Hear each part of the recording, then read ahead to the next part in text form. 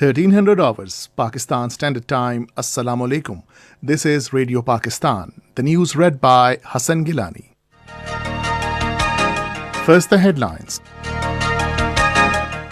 Pakistan and International Monetary Fund have reached a staff-level agreement on policies and reforms to complete the sixth review under a $6 billion extended fund facility. Information Minister has stressed the need to shift from traditional to modern farming to exploit real potential of agriculture. All Parties Hurriyat Conference has asked the UN Secretary General to take serious cognizance of unabated civilian killings in Indian illegally occupied Jammu and Kashmir. The United Nations has called for urgent action to prop up Afghanistan's banks to avert the country's financial collapse. And now the news in detail. Pakistan and the International Monetary Fund have reached a staff-level agreement on policies and reforms to complete the sixth review under a $6 billion extended fund facility. The agreement is subject to approval by Executive Board of the IMF. According to a statement by the IMF, completion of the review would make available about $1,059 million to Pakistan, bringing total disbursement under the extended fund facility to $3,027 million.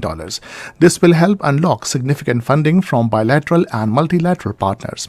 The IMF recognized that despite a difficult environment, Pakistan continues to make progress on implementing the extended fund facility program. A quantitative performance criteria for end June were met with wide margins. The IMF also acknowledged Pakistan's efforts in improving anti-money laundering and combating financing of terrorism framework. State Bank of Pakistan has rejected a news in the section of some media for interpreting the inflation forecast of 7 to 9% for current fiscal year as inflation target and being compared to inflation targets of other countries. In a tweet, the State Bank said inflation forecast represents projections for current financial year. It further said that inflation target of the country set by the government is 5 to 7%, which is to be achieved over medium term. Minister for Information and Broadcasting Chaudhry Fawad Hussain has urged the youth to learn from the modern agriculture techniques of other countries in order to uplift this important sector of the economy. Addressing an event at Pir Mahar Ali Shah Added Agriculture University in Rawalpindi today, he stressed that we have to shift from traditional to modern farming to exploit the country's true agriculture potential. He noted that Pakistan can be a great source of agriculture exports as regions such as the Gulf are open for us. He also emphasized the need for creating those linkages between the universities and private enterprises. As the prevalence of COVID-19 declines significantly across the country, 3 people died of coronavirus infection in a single day. According to the National Command and Operations Center statistics, 37,148 tests were conducted yesterday and 322 positive cases reported. The positivity ratio remained 0.86%. In Indian illegally occupied Jammu and Kashmir, the All Parties Hurriyat Conference has urged the UN Secretary General to take serious cognizance of the unabated killings by Indian forces in the territory. In a statement, the APHC spokesman also called on the world body to address the long-pending Kashmir dispute in light of its agreed resolutions. The spokesperson said the brazen denial of a political space, disallowing freedom of expression and civil liberty has disproved the Indian rhetoric of so-called normalcy in the illegally occupied Jammu and Kashmir. In India, in a latest episode of the caste-based violence, an upper caste Hindu employer has chopped off the hand of a Dalit laborer in Madhya Pradesh state. Ashok Saket's hand was chopped off when he demanded his wages in Rewa district.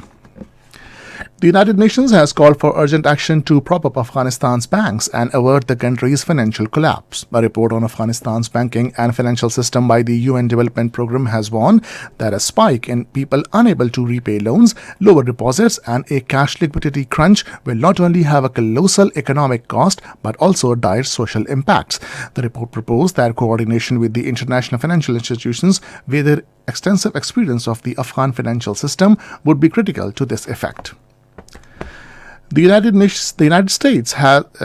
States continues to keep up relentless focus on countering terrorism in Afghanistan. Speaking at an International Institute for Strategic Studies Manama Dialogue 2021 held in Bahrainian capital, U.S. Defense Secretary Lloyd Austin said, "We must work together to combat terrorism."